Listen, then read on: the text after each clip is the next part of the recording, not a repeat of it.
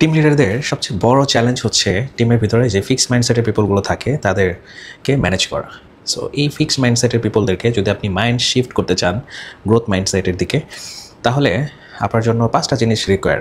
একটা হচ্ছে যে আপনার তাদের জন্য পর্যাপ্ত টাইম থাকতে হবে এবং আপনাকে পেশেন্স হয়ে ধরে রেখে তাদের সাথে কাজ করতে হবে, এবং আপনাকে মাথায় রাখতে হবে যে আপনার যেই ইনস্ট্রাকশনগুলো এবং যে কাজগুলো বা যেই ধরনের সাজেশন তাকে দিয়েছেন সেগুলোর অনেকবার রিপিটেশন দরকার হতে পারে। আমার অনেক সময় হয় কি যে একটাবার তাকে রিমাইন্ডার দিচ্ছি, বুঝাইছি, তারপর অধৈর্য হয়ে যাই।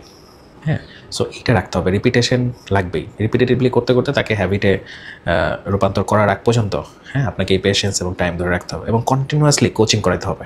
কোচিং মিনস হচ্ছে যে তাকে কোশ্চেন করে তার পোটেনশিয়ালিটিটা তাকেই বের করতে দেবেন, ঠিক আছে? তাহলে এটা আরও বেশি ইফেক্টিভ হয়, কারণ অনেক সময় হয় কি সবসময় পরামর্শ ভালো লাগে না।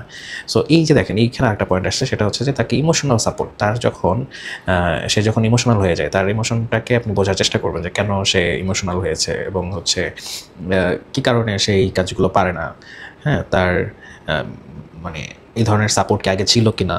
হ্যাঁ, এই জিনিসগুলো একটু দেখেন, এইগুলো নিয়ে একটু চিন্তা করে ইমোশনাল সাপোর্টটা যদি দেন তাহলে আপনার অ্যাকসেপ্টেন্স এবং ট্রাস্ট তার প্রতি বেড়ে যাবে। তখন সে, আমার মনে হয় যে চেঞ্জ হওয়ার পসিবিলিটি অনেক বেশি থাকবে, ঠিক আছে? আর তাহলে আপনার প্রবলেম এবং আপনার লিডারশিপের একটা বিগেস্ট চ্যালেঞ্জ আপনি সলভ করে ফেললেন।